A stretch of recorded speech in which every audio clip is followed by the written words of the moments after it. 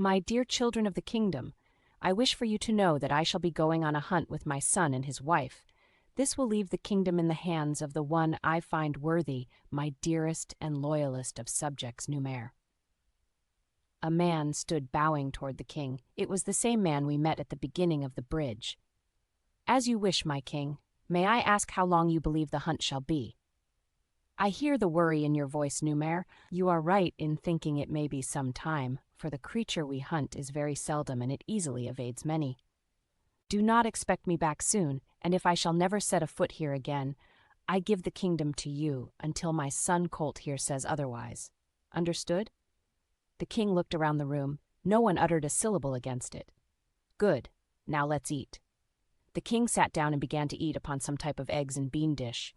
Again, Sam was eating a large piece of what looked to be chicken, bone and all, crunching through the bones, swallowing the pieces. "I didn't know you could eat bone," I whispered to Sam. "I didn't know either, but I'm just so hungry I can't help it. Is it okay?" The king put his hand on Sam's back, interrupting us. "Of course, it's okay. A growing lad like you needs to eat his fill. It will make you grow big and strong." I looked to the king. "But where? What if he needs to go?" "Well, you don't hold anything back, do you, lass? I like that," the king winked with a chuckle. "He will be all right. Let nature take its course. I know a few things about raising up cubs of his kind."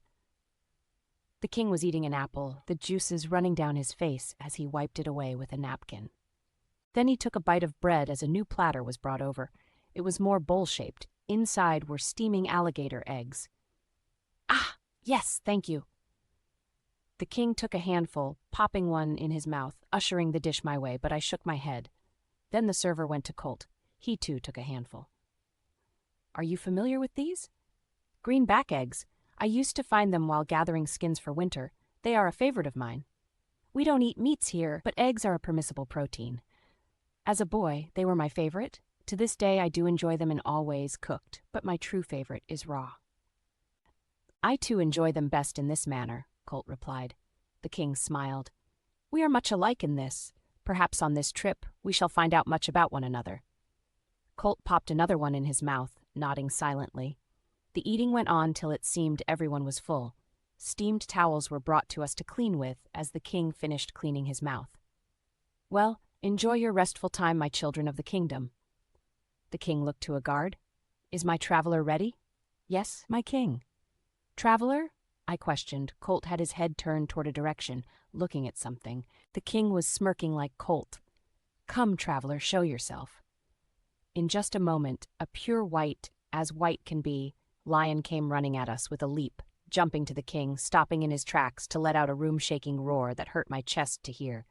It felt as though my heart and lungs would explode. Afterwards, the lion shook his wispy, thick mane, his eyes blue like Sam's. "Always into the theatrics," the king shook his head slightly. Colt was calm through all this, walking over to the lion, staring it down as he looked it over like he would a horse. This lion was easily double the size I knew lions to be. "Well, don't be rude. Introduce yourself to your future king." Colt looked with a side glance to the king for just a moment, then back to the lion. "Good morn to you, my prince." Sam was now beside Colt. "Hello, Uncle Traveler." Colt looked to Sam. "Uncle?"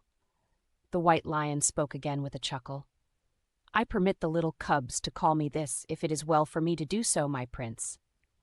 Colt looked to the white lion. "I don't have a problem with it." "That is good. I dare not make the king's son dislike old Traveler from the moment we met. Bad form and all that." "I am rather impressed by you in all actuality. If you were a horse, I would have chosen you as my own." "That is something to hear, I a horse. You have impressed me, my prince. Those who are raised in the kingdom fear my presence, yet you do not, so I pay back the compliment." He chuckled again as he walked over to the king. "I hear we will be going on a hunt. It has been many years ago since we last had a hunt. It will be good to feel the fresh land again with you." "Yes, my old friend, many, many years. I only hope I have not forgotten my skills in hunting." The lion let the king rub his mane. "Your skills are still great. Take it from this old lion. I wait to see your son's skills." "I too shall enjoy seeing it. Shall we be off?" "I don't see why not. The horses I saw are all prepared with needed supplies. The one gray looks rather delectable." "That's my horse." The lion looked over. His voice was so deep but soft. I know, he is a curly. I'd rather love the chance to eat him. No, I yelled out. Easy there, lass. I said I'd like to. Not that I would. I tend to like the chance to eat many things that I do not. I decided not to ask him what he wanted to eat, especially the way he looked to me. Stop playing with your future queen, traveler, the king said in a blatant matter-of-fact way.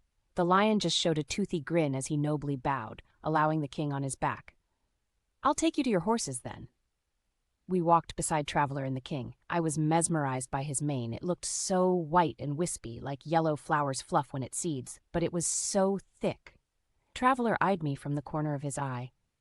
You can touch it, I won't bite. So I slowly placed my hand on it as we walked, patting it a few times. It's very nice. The kingdom's daughters like to play with it like I'm a doll, but I absolutely put my paw down to having ribbons put in it, he said in a chuckle, yet roughly. Colt was being silent as we left the kingdom and to the edge of the bridge. There, waiting with a handler, were our horses, fresh with many provisions, but Colt's horse was fully covered with provisions. Old Drum was unrideable this way, but why? I was wondering as Traveler looked to Sam. Well, cub, show him what you showed me. But it feels funny. Never mind that, you'll get used to it in time. Sam looked to us as he took off running a distance away and taking a high leap. As he landed on his feet, everything was much bigger. He had turned from a cub into what I think a teenage lion would look like. A new small white mane was in place, his shining chocolate-covered fur with black stripes and white paws, blue eyes. He was stunning to see, maybe even more so than Traveler. Sam looked to us almost with an embarrassed look. Colt went over to him. It's all right, Sam, now you look your age. Sam still seemed off somehow, but now he was large enough for Colt to ride. You can ride me if you want to. Colt looked to him. Is that what you want, Sam? Sam looked to Traveler, then to Colt, shaking his head no. Traveler growled slightly as Sam put his ears back, almost afraid. It's your duty to the future. Colt stopped him. I am not the future anything, and I am not one for riding on a boy's back. The king patted Traveler.